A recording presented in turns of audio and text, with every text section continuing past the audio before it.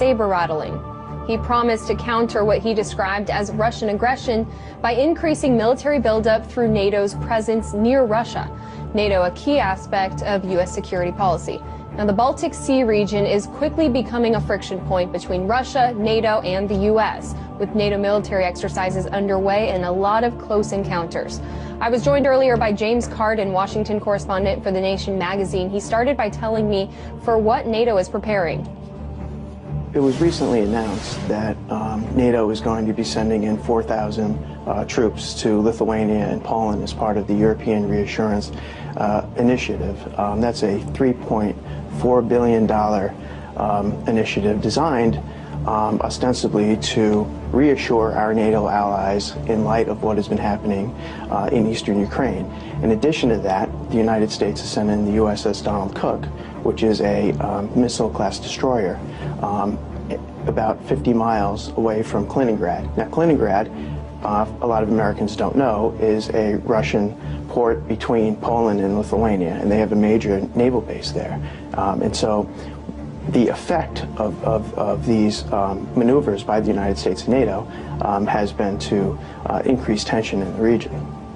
So what exactly is the aggression that they're worried about? I mean, this is a lot of militarized presence that they're gearing up for. Yeah, what they claim to be very worried about is a repeat of what has happened in eastern Ukraine.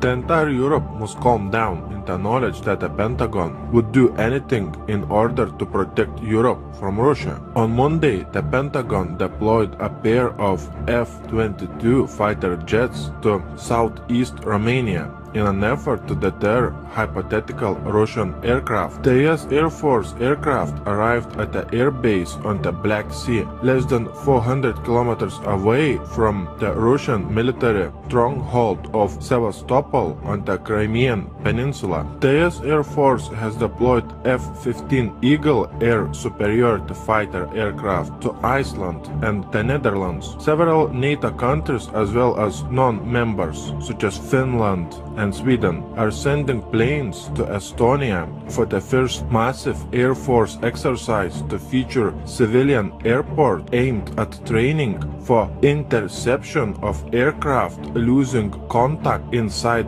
Finnish airspace. The two-day exercise called Ramstein Alo 1 will kick off at the Estonia's Amare Air Force Base next Thursday. It will be involving warplanes and air crews from Belgium, Spain, and Poland, as well as non-NATO members such as Finland and Sweden.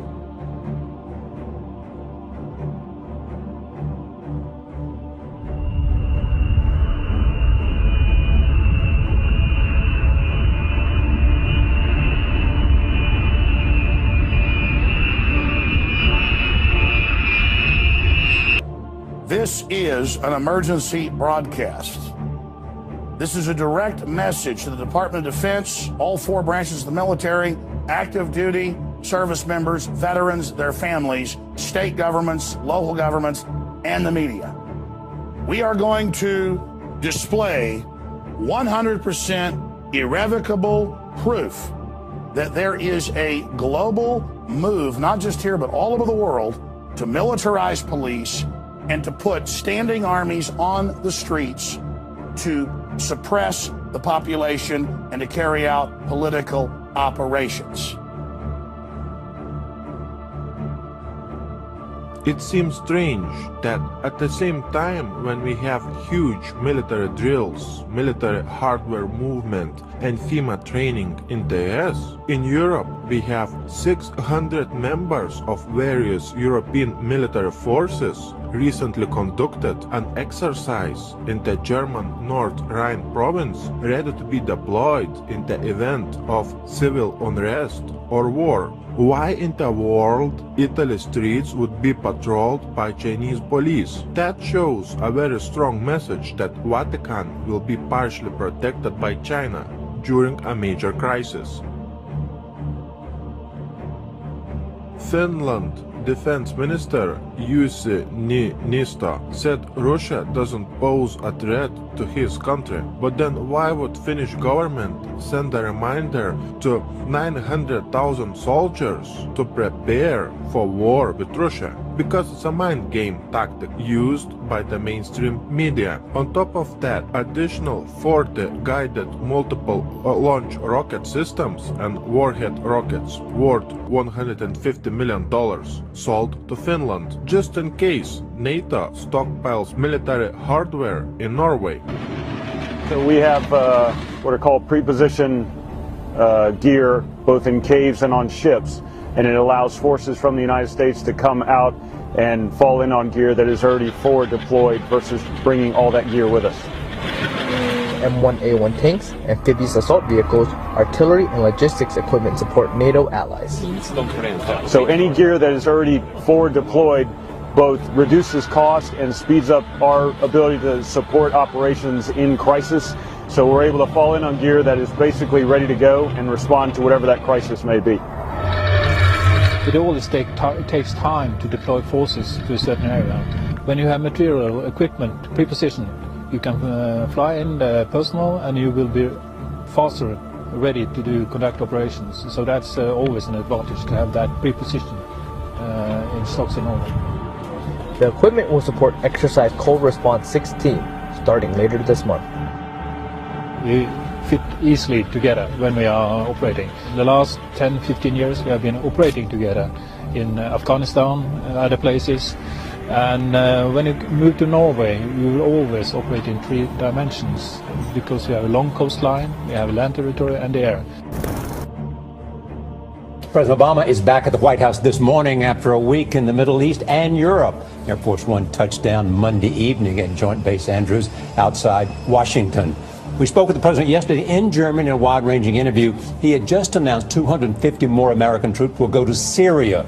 They will help in the fight against ISIS, also known as ISIL.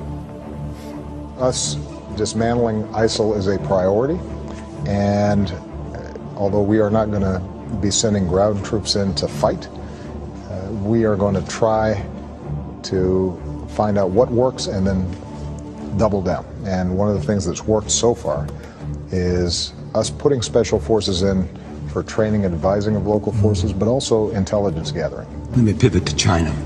Your Secretary of Defense has been in the region. How aggressive do you see the action in the South China Sea? And do you worry that they will cross some line in which you'll have to respond more aggressively? I've been consistent since I've been president in believing that a productive, candid relationship between the United States and China is vital not just to our 2 countries but to world peace and security. We're a lot better off with a China that feels confident. It's not a zero-sum game. It's not a zero-sum game. What is true, though, is that they have a tendency to view some of the immediate regional issues or disputes as a zero-sum game. So with respect to the South China Sea, rather than operate under international norms and rules, their attitude is we're the biggest kids around here and we're going to push aside the Philippines or the Vietnamese.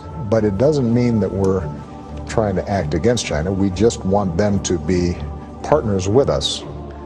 And where they break out of international rules and norms, we're going to hold them to account. And what about North Korea, finally? North Korea is a massive challenge. Our first priority is to protect the American people and our allies, Republic of Korea, Japan, that are vulnerable to the provocative actions that North Korea is engaging in. They are erratic enough. Their leader is personally irresponsible enough that we don't want them getting close. But it's not something that lends itself to an easy solution. We could obviously destroy North Korea with our arsenals, but aside from the humanitarian costs of that, they are right next door to our vital ally, Republic of Korea. One of the things that we have been doing is spending a lot more time positioning our missile defense systems so that even as we try to resolve the underlying problem of nuclear development inside of North Korea, we're also setting up a shield that can at least block the relatively low-level threats that they're posing right now. President Obama has launched the U.S. most massive military buildup close to Russian and Chinese borders. This piece of information clearly shows a very strong message of the beginning of a major conflict between major superpowers such as NATO, Russia, and China. As you are watching this video, we have missile defense shields being set up and being installed in Israel, in North Korea, Eastern Europe, and Russia. When United States is testing its new intercontinental ballistic missiles, we have Canada asking to join US missile shield to enhance national security. Canada has suggested it may join the US missile defense shield. Then we have the installation of the US missile shield in Eastern Europe along Russian border. Russia has opposed US and NATO plans to deploy anti-missile systems close to borders with Russia. Washington says that the anti-missile system would not threaten Russian security. Russia will restore a missile attack warning station near Crimea to counter an increasing NATO activity in the Black Sea. We have 4,000 cruise missiles pointed at Putin that would enable Obama to deliver precision-guided non-nuclear airstrikes anywhere inside Russia in less than an hour. When Putin calling Obama's new missile shield in Eastern Europe along Russian border a direct threat, we have Poland setting up a new missile shield, and then we have Romania setting up a new missile shield. We have US anti-missile base in Poland put by Obama, and in Kaliningrad we have Putin threatening to put nuclear missiles there. We have Putin activating S-400 defense systems all around Russian border with Eastern Europe, and we have nuclear missile systems patrolling Moscow streets. We have Norway and the US planning to establish a new military radar post in Vardø, Finnmark, in addition to the already existing US Globus 2 radar system. Let me show you on the map where all the missile defense shields are being set up and being installed in Eastern Europe. Just look at this map. Here we have Putin in Moscow, placing S-400 defense systems all around Moscow, and we have some in Kaliningrad. Here we have Obama setting up a missile defense shield in Poland and Romania, and putting radars in Norway. And in all these countries we have NATO and US military training at unprecedented scale. Watch my new video on military training and military hardware movement by Putin and by Obama in these countries. The link to my new video, as always, will be below in the description box.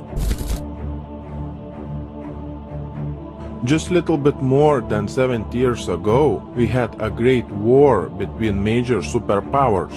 Today, in the same place, on the same map, we have the same superpowers in the face of NATO and Russia preparing for a major war. Just remember, only a little bit more than 70 years ago, in the same place on this map, millions and millions of people died fighting for the same forces that are preparing a major conflict today. My biggest concern is that during World War II, there was no nuclear weapons available in such a big amount that is available today. And in the same place on this map, there was no nuclear power plants, so the war was limited in scope.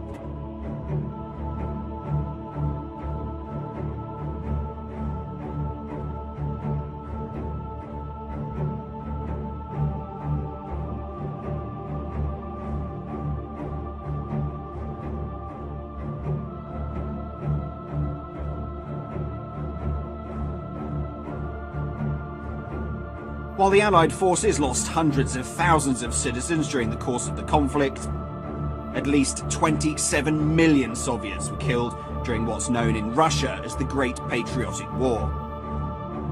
The Eastern Front also proved the deadliest for Nazi Germany, with 74% of their war deaths occurring there. Almost every single Soviet family suffered the horrors of this war. Only 37% of all men drafted to the front line survived till the end of the conflict. Now I want you to pay close attention to this information. Washington continues to prepare a global strike, according to the Deputy Foreign Minister of the Russian Federation. The United States continue its destabilizing activities. This includes the creation of a global missile defense system, the continuation of the development of tools capable of inflicting a disarming strike without using nuclear weapons. The rapid global attack system of the United States provides the establishment of a hypersonic system which will be able to apply high-precision non-nuclear strikes from American territory at targets on Earth within an hour. This system will cause a non-nuclear strike, disarming strategic nuclear forces, including those of Russia. 24 generals from 13 NATO countries gather in Latvia to train joint operations. We are prepared to fight and win if we have to.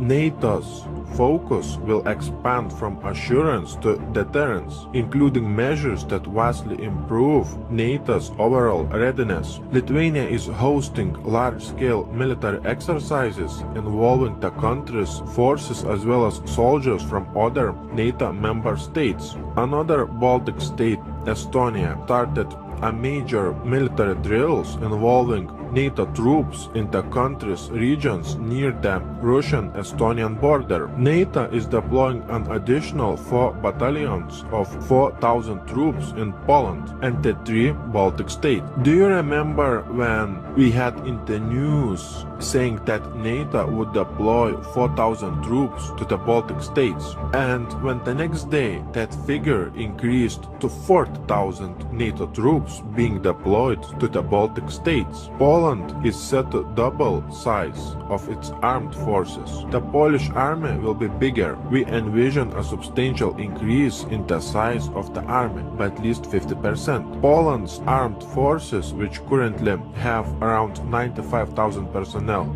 would grow to 150,000 personnel. Poland launched an ambitious 10-year defense project aimed at upgrading its military forces. According to Deputy Defense Minister Czesław Mroczek, in April 2016, Poland would choose a supplier of anti-missile defense system, which will reportedly cost around $10 billion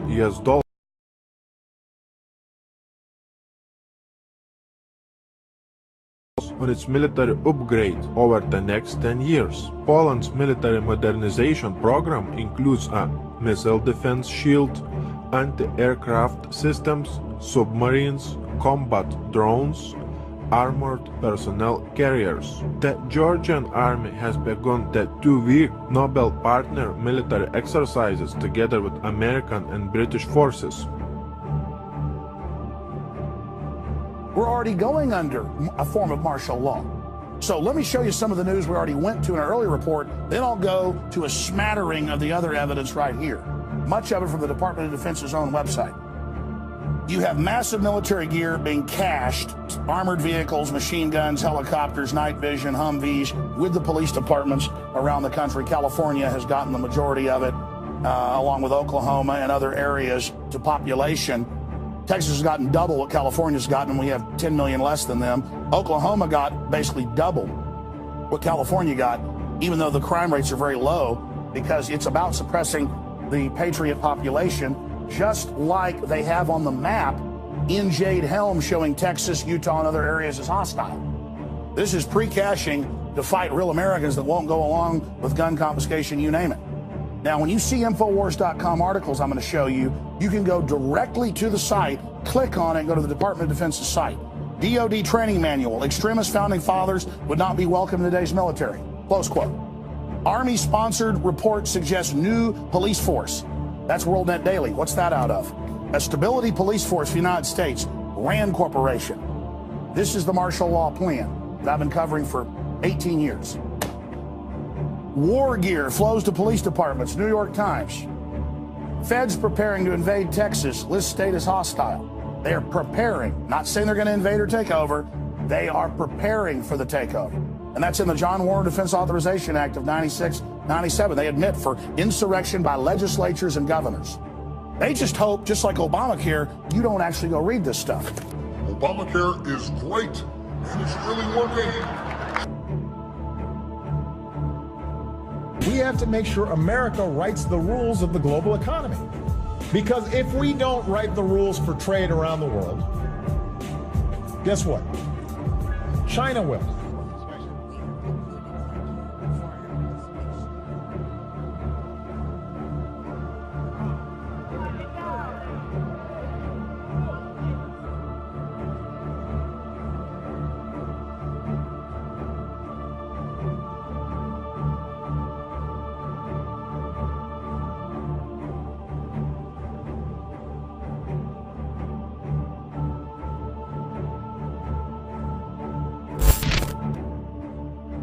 Why in the world we would have such strange things happening on the land of freedom?